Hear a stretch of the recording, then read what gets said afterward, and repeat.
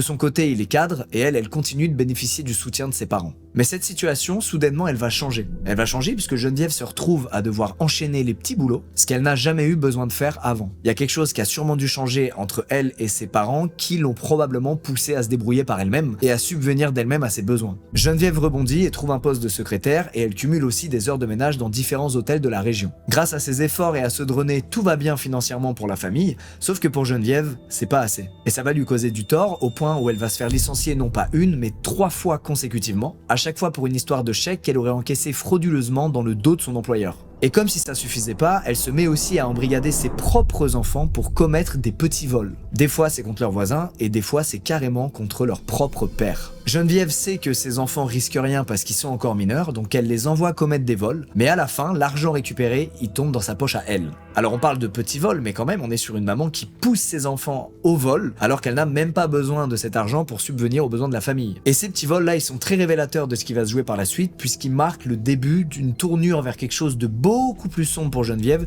qui vous l'avez compris est prête à tout pour s'enrichir. Une dizaine d'années après la naissance des jumeaux, Geneviève se reconvertit dans l'installation de télévision.